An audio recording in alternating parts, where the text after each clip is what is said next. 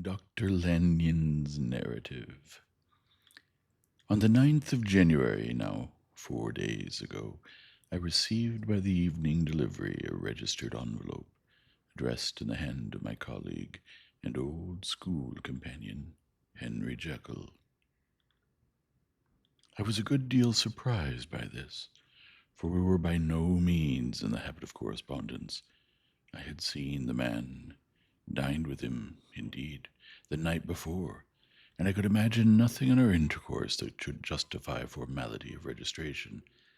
The contents increased my wonder, for this is how the letter ran. 10th December, 18 Dear Lanyon, you are one of my oldest friends, and although we may have differed at times on scientific questions, I cannot remember, at least on my side, any break in our affection. There was never a day when, if you had said to me, Jekyll, my life, my honor, my reason depend upon you, I would not have sacrificed my left hand to help you. Lanyon, my life, my honor, my reason are all at your mercy. If you fail me tonight, I am lost. You might suppose, after this preface, that I'm going to ask you for something dishonorable to grant. Judge for yourself. I want you to postpone all other engagements for tonight.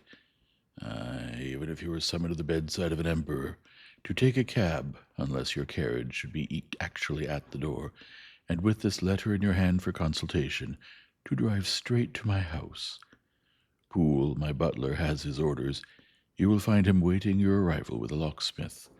The door of my cabinet is then to be forced, and you are to go in alone, to open the glazed press, letter E on the left hand, breaking the lock if it be shut, and to draw out, with all its contents as they stand, the fourth drawer from the top, or, which is the same thing, the third from the bottom. In my extreme distress of mind, I have a morbid fear of misdirecting you, but even if I am in error, you may know the right drawer by its contents, some powders, a file, and a paper book. This drawer I beg of you to carry back with you to Cavendish Square, exactly as it stands. That is the first part of the service. Now for the second.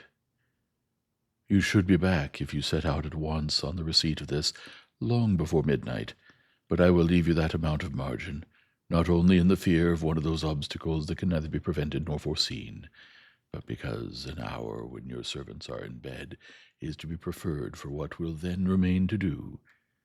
At midnight, then, I have to ask you to be alone in your consulting room, to admit with your own hand into the house a man who will present himself in my name, and to place in his hands the drawer that you will have brought with you from my cabinet.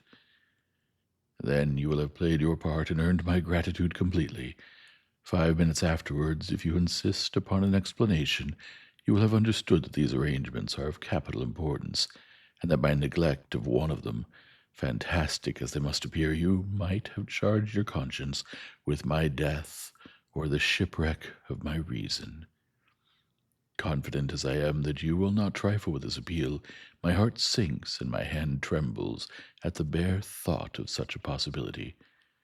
Think of me at this hour in a strange place, laboring under a blackness of distress that no fancy can exaggerate, and yet well aware that, if you will but punctually serve me, my troubles will roll away like a story that is told.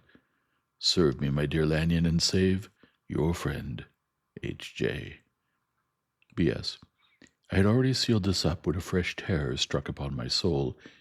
It is possible that the post office may fail me, and this letter not come into your hands until tomorrow morning. In that case, dear Lanyon, do my errand when it shall be most convenient for you in the course of the day, and once more expect my messenger at midnight. It may then already be too late, and if that night passes without event, you will know that you have seen the last of Henry Jekyll. Upon the reading of this letter, I made sure my colleague was insane, but till that was proved beyond the possibility of doubt, I felt bound to do as he requested. The less I understood of this farrago, the less I was in a position to judge of its importance, and an appeal so worded could not be set aside without a grave responsibility. I rose accordingly from table, got into a hansom, and drove straight to Jekyll's house. The butler was awaiting my arrival.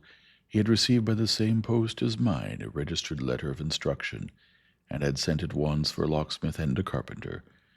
The tradesmen came while we were yet speaking, and we moved in a body to old Dr. Denman's surgical theatre, from which, as you are doubtless aware, Jekyll's private cabinet is most conveniently entered. The door was very strong, the lock excellent. The carpenter avowed he would have great trouble, and have to do much damage if force were to be used, and the locksmith was near despair. But this last was a handy fellow, and after 2 hours' work the door stood open. The press marked E was unlocked, and I took out the drawer, had it filled up with straw and tied in a sheet, and returned with it to Cavendish Square. Here I proceeded to examine its contents. The powders were neatly enough made up, but not with the nicety of the dispensing chemist, so it was plain they were of Jekyll's private manufacture, and when I opened one of the wrappers I found what seemed to me a simple crystalline salt of a white color. The phial to which I next turned my attention might have been about half full of a blood-red liqueur, which was highly pungent to the sense of smell, and seemed to me to contain phosphorus and some volatile ether. At the other ingredients I could make no guess. The book was an ordinary version book and contained little but a series of dates. These covered a period of many years, but I observed that the entries ceased nearly a year ago and quite abruptly. Here and there a brief remark was appended to a date, usually no more than a single word, double, occurring perhaps 6 times in a total of several hundred entries, and once, very early in the list, and followed by several marks of exclamation, total failure. All this, though it whetted my curiosity, told me little that was definite. Here were a phial of some salt, and the record of a series of experiments that had led, like too many of Jekyll's investigations, to no end of practical usefulness. How could the presence of these articles in my house affect either the honor, the sanity, or the life of my flighty colleague? If his messenger could go to one place, why could he not go to another? And even granting some impediment, why was this gentleman to be received by me in secret? The more I reflected, the more convinced I grew that I was dealing with a case of cerebral disease, and though I dismissed my servants to bed, I loaded an old revolver that I might be found in some posture of self-defense.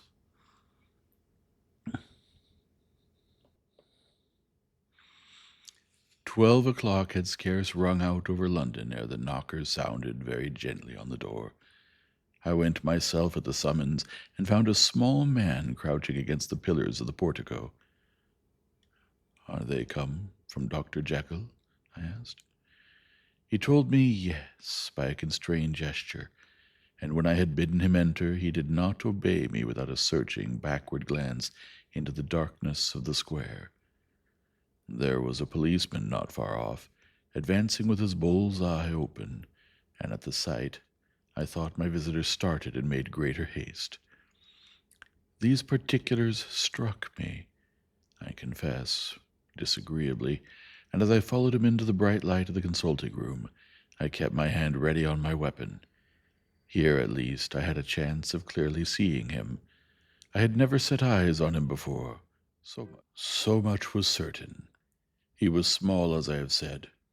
I was struck besides with the shocking expression of his face, with his remarkable combination of great muscular activity and great apparent debility of constitution, and, last but not least, with the odd subjective disturbance caused by his neighborhood.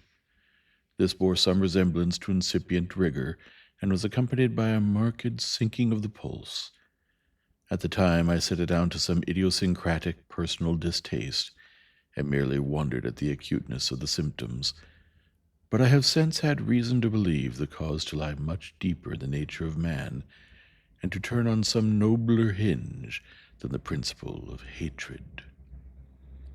This person, who had thus from the first moment of his entrance struck in me what I can only describe as a disgustful curiosity, was dressed in a fashion that would have made an ordinary person laughable. His clothes, that is to say, although they were of rich and sober fabric, were enormously too large for him in every measurement, the trousers hanging on his legs and rolled up to keep them from the ground, the waist of the coat below his haunches, and the collar sprawling wide upon his shoulders. Strange to relate, this ludicrous accoutrement was far from moving me to laughter, rather as there was something abnormal and misbegotten in the very essence of the creature that now faced me, something seizing, surprising, and revolting. This fresh disparity seemed but to fit in with and to reinforce it, so that to my interest in the man's nature and character there was added a curiosity as to his origin, his life, his fortune, and status in the world. These observations, though they have taken so great a space to be set down in, were yet the work of a few seconds. My visitor was indeed on fire with somber excitement. "Have you got it?" he cried. "Have you got it?"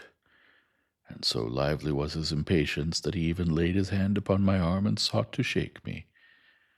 I put him back, conscious at his touch of a certain icy pang along my blood.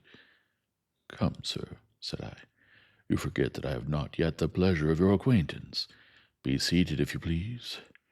And I showed him an example, and sat down myself in my customary seat, and with as fair an imitation of my ordinary manner to a patient as the lateness of the hour, or the nature of my preoccupations, and the horror I had of my visitor would suffer me to muster. "I beg your pardon, Dr. Lanyon," he replied civilly enough. "What you say is very well founded, and my impatience has shown its heels to my politeness. I come here at the instance of your colleague, Dr. Jekyll, on a piece of business of some moment, and I understood—" He paused and put his hand to his throat, and I could see, in spite of his collected manner, that he was wrestling against the approaches of the hysteria. "I understood a drawer—" But here I took pity on my visitor's suspense, and some, perhaps, on my own growing curiosity. "There it is, sir," said I, pointing to the drawer, where it lay on the floor behind a table and still covered with the sheet. He sprang to it, and then paused, and laid his hand upon his heart. I could hear his teeth grate with the convulsive action of his jaws, and his face was so ghastly to see that I grew alarmed both for his life and reason. "Compose yourself," said I. He turned a dreadful smile to me, and as if with the decision of despair plucked away the sheet. At sight of the contents he uttered one loud sob of such immense relief that I sat petrified, and the next moment, in a voice that was already fairly well under control, "Have you a graduated glass?" he asked. I rose from my place with something of an effort and gave him what he asked. He thanked me with a smiling nod, measured out a few minims of the red tincture, and added one of the powders. The mixture, which was at first of a reddish hue, began, in proportion as the crystals melted, to brighten in color, to effervesce audibly, and to throw off small fumes of vapor. Suddenly, and at the same moment, the ebullition ceased, and the compound changed to a dark purple, which faded again more slowly to a watery green. My visitor, who had watched these metamorphoses with a keen eye, smiled, set down the glass upon the table, and then turned and looked upon me with an air of scrutiny. "And now," said he, "to settle what remains. Will you be wise? Will you be guided? Will you suffer me to take this glass in my hand, and to go forth from your house without further parley? Or has the greed of curiosity too much command of you? Think before you answer, for it shall be done as you decide. As you decide, you shall be left as you were before, and neither richer nor wiser, unless the sentence of service rendered to a man in mortal distress may be counted as a kind of riches of the soul. Or, if you shall so prefer to choose, a new province of knowledge and new avenues to fame and power shall be laid open to you, here in this room, upon the instant, and your sight shall be blasted by a prodigy to stagger the unbelief of Satan." "Sir," said I, affecting a coolness that I was far from truly possessing, "you speak enigmas, and you will perhaps not wonder that I hear you with no very strong impression of belief, but I have gone too far in the way of inexplicable services to pause before I see the end." "It is well," replied my visitor. "Lanyon, you remember your vows. What follows is under the seal of our profession. And now, you who have so long been bound to the most narrow and material views, you who have denied the virtue of transcendental medicine, you who have derided your superiors, behold." He put the glass to his lips and drank at one gulp. A cry followed. He reeled, staggered, clutched at the table and held on, staring with injected eyes, gasping with open mouth, and as I looked there came, I thought, a change. He seemed to swell. His face became suddenly black, and the features seemed to melt and alter. And the next moment I had sprung to my feet and leaped back against the wall, my arms raised to shield me from that prodigy, my mind submerged in terror. "Oh, God!" I screamed, and "Oh, God!" again and again, for there before my eyes, pale and shaken, and half fainting, and groping before him with his hands, like a man restored from death, there stood Henry Jekyll. What he told me in the next hour I cannot bring my mind to set on paper. I saw what I saw, I heard what I heard, and my soul sickened at it. And yet now, when that sight has faded from my eyes, I ask myself if I believe it, and I cannot answer. My life is shaken to its roots. Sleep has left me.